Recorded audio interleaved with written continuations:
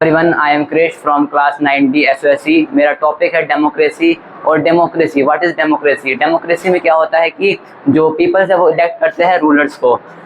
जैसे कि मैं फैक्ट को मानता हूँ, वैसे ही डेमोक्रेसी प्रिंसिपल ऑफ इक्वालिटी को मानती है। डेमोक्रेसी एक ऐसी फॉर्म है जिसमें कि जो पीपल की वॉइस है वही फाइनल पावर होती है। Y democracy? डेमोक्रेसी क्यों? इसको एनालाइज, इस डेमोक्रेसी को सिस्टम को समझने के लिए कुछ उसके की फीचर समझने पड़ेंगे। पहला की फीचर है इसका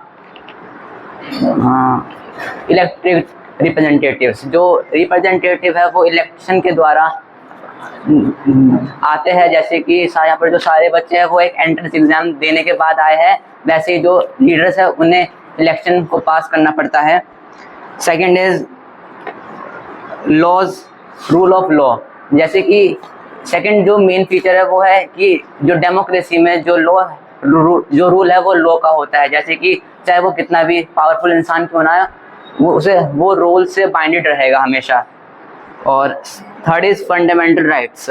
जो फंडामेंटल राइट्स है वो सिटीजन्स के सेफगार्ड है, जो सिटीजन्स को सिटीजन की फ्रीडम को प्रोटेक्ट करते हैं और इस सोसाइटी को मेंटेन करने के लिए बहुत ज़रूरी है फंडामेंटल राइट्स। और then is why democracy. Democracy जो ये बहुत ही ज़्यादा इम्पोर्टेंट चीज़ है, क्योंकि जो डेमोक्रेसी है ये प्रमोट करती है इक्वालिटी को, और रिस्पेक्ट करती है इंडिविजुअल लोगों की डिग्निटी को। जैसे और ये बहुत ज़्यादा हेल्पफुल रहता है, क्योंकि जब भी हम कोई सा डिसीजन मेक करते हैं तो उसमें बहुत सारे लोगों का हाथ होता है उस मेक करने में डिसीजन को। तो जो डिसीजन जो लास्ट में जो रिजल्ट आता है वो बहुत ही अच्छा आता है। और ये सिस्टम ऐसे डिज़ाइन किया गया है कि जिससे कि कोई सा भी बस एक ही इंसान के पास सारी पावर ना आ जाए, कि वो जो पावर है वो पूरी जनता के पास हो। कोई भी ऐसा इंसान नहीं है जिसके पास पूरी पावर रहेगी इसकी। Then argument against democracy. जैसे कि सभी सिस्टमों में एक ड्रॉबैक होता है, इसके भी कुछ ड्रॉबैक्स है। जैसे कि जो डिसीजन मेकिंग प्रोसेस है वो बहुत ही स्लो रहता है, क्योंकि इसमें बहुत सारे लोगों का इन्वॉल्वमेंट रहता है। लेकिन इसमें ये फ़ायदा है, क्योंकि जो अगर हम बहुत सारे लोगों का इन्वॉल्वमेंट रहेगा डिसीजन मेकिंग में, तो जो रिज़ल्ट आएगा वो बहुत अच्छा आएगा रिज़ल्ट।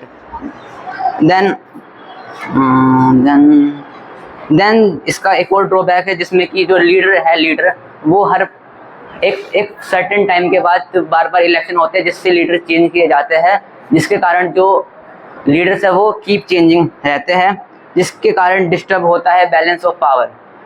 देन थर्ड इज इधर कन्फ्लिक्ट बहुत सारे रहते हैं डेमोक्रेसी में आपस में, क्योंकि इधर कॉम्पिटिशन ज़्यादा रहता है पार्टीज के बीच में।